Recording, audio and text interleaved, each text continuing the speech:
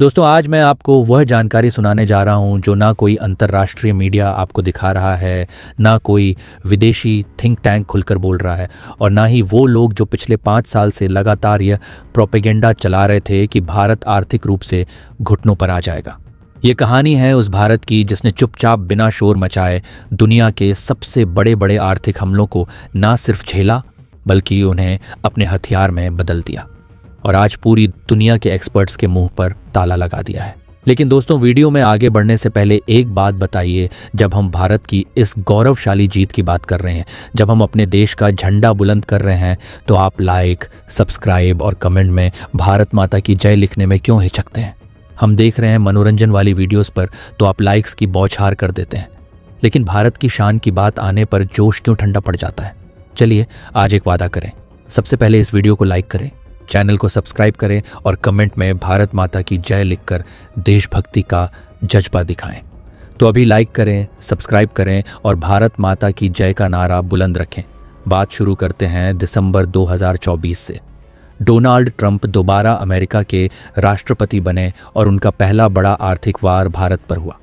एक साथ 438 भारतीय प्रोडक्ट्स पर भारी भरकम टैरिफ, स्टील एल्यूमिनियम पर 25, 501% टेक्सटाइल गारमेंट्स पर, 40% फार्मास्यूटिकल्स पर, 2030% इलेक्ट्रॉनिक कंपोनेंट्स पर, 35% जेम्स एंड ज्वेलरी पर, 55% लेदर प्रोडक्ट पर, 45% ऑटो पार्ट्स पर, 60% तक अतिरिक्त बोझ।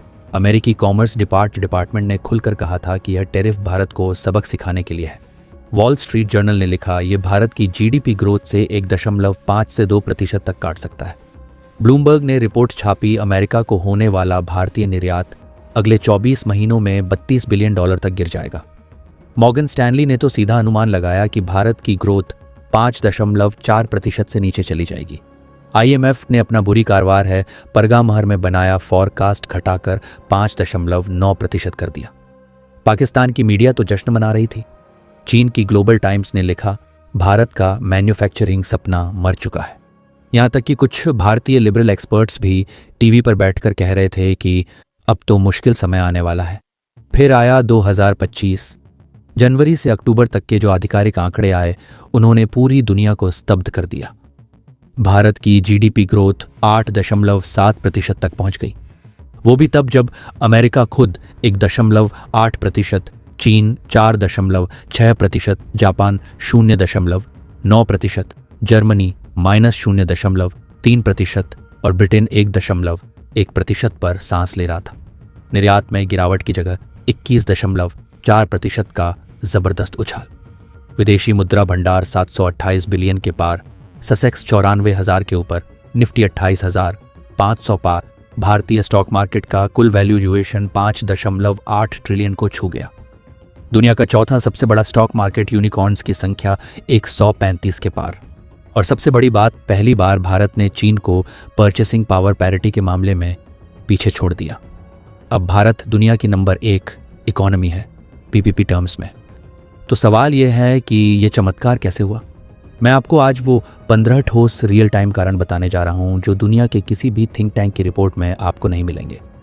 पहला, शैडो सप्लाई चेन नेटवर्क।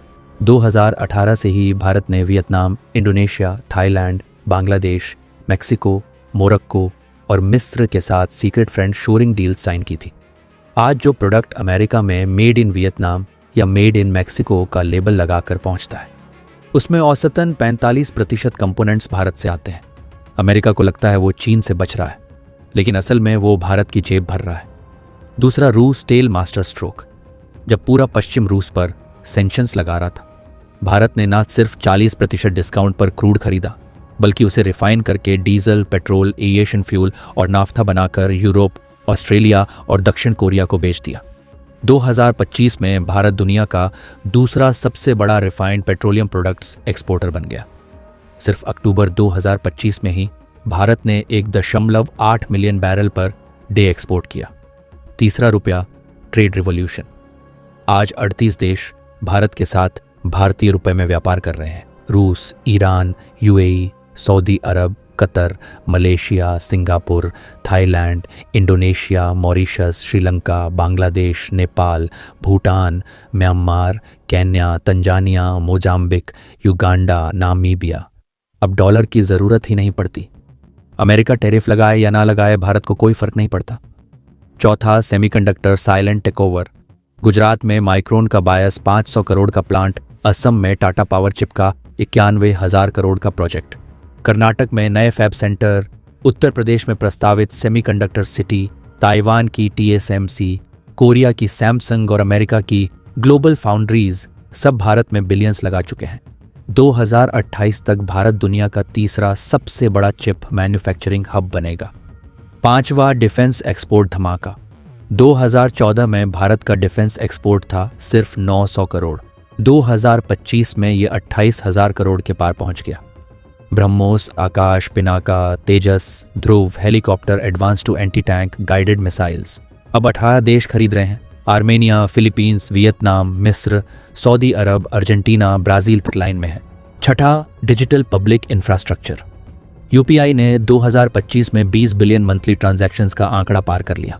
अब France, UAE, Singapore, Sri Lanka, Nepal, Bhutan, Mauritius, Oman, Qatar, Bahrain सब भारत का UPI अपना चुके हैं। यह सिर्फ पेमेंट नहीं, यह भारत का ग्लोबल सॉफ्ट पावर है। सातवां, इंफ्रास्ट्रक्चर मेगा पुश। पिछले 10 साल में 16,600 किलोमीटर नए हाईवे, 320 नए रेलवे स्टेशन, 120 नए airport, 12 industrial corridor, 8 high speed rail projects, 100 Gati Shakti cargo terminal. Logistics cost 14% से घटकर 7.8% रह गई। दुनिया में सबसे कम 8वां घरेलू खपत का सुनामी। दिवाली 2025 में रिकॉर्ड 7.4 लाख करोड़ की बिक्री हुई। 91% उपभोक्ताओं ने स्वदेशी प्रोडक्ट्स को प्राथमिकता दी। चाइनीज सामान की बिक्री 68% गिरी। मेक इन इंडिया अब सिर्फ नारा नहीं, रियलिटी बन चुका है। नोवा tax collection revolution. GST collection लगातार 2 लाख करोड़ के ऊपर। इनकम टैक्स रिटर्न्स 9 करोड़ के पार। कुल टैक्स टू GDP संगीत रेशियो 12.8% तक पहुंचा। सरकार के पास इतना पैसा कि वह बिना मंथली नीड्स के लिए कर्ज बढ़ाए इंफ्रा और वेलफेयर पर खर्च कर रही है। दवा बैंकिंग सेक्टर क्लीन अप। 2014 में बैंकों के NAPA 11.5% थे, आज 0.9% पर। क्रेडिट ग्रोथ 17% पर। प्राइवेट सेक्टर कैपेक्स फिर से शुरू हो गया है। 11वां स्टार्टअप इंडिया 2.0। 1.4 लाख से ज़्यादा रजिस्टर्ड स्टार्टअप्स, 135 से ज़्यादा यूनिकॉर्न। 2025 में 18 नए यूनिकॉर्न बने। Fintech, agritech, edtech, health tech, spacetech हर क्षेत्र में भारतीय स्टार्टअप्स ग्लोबल लीडर बन रहे हैं। 12वां ग्रीन एनर्जी रिवॉल्यूशन। भारत दुनिया का तीसरा सबसे बड़ा रिन्यूएबल एनर्जी प्रोड्यूसर बन गया। 200 गीगावाट सोलर विंड कैपेसिटी। 2030 तक 500 गीगावाट का टारगेट। अब भारत ग्रीन हाइड्रोजन का भी ग्लोबल हब बनने जा रहा है। 13वां स्किल इंडिया मिशन। 1.5 करोड़ युवाओं को हर साल skill training, plumber, electrician, coding, AI, robotics हर क्षेत्र में। दुनिया की कंपनियां अब भारत से स्किल्ड वर्कफोर्स हायर कर रही हैं। 14वां डेमोग्राफिक सुपर पावर। भारत की 69% आबादी अभी 35 साल से कम है। 2035 तक भारत के पास दुनिया का सबसे बड़ा और सबसे आली साल युवा वर्कफोर्स होगा। चीन, जापान, कोरिया, यूरोप सब बूढ़े हो रहे हैं, भारत जवान हो रहा है। ये वो फायदा है जिसे कोई कॉपी नहीं कर सकता। 15वां पॉलिसी स्टेबिलिटी।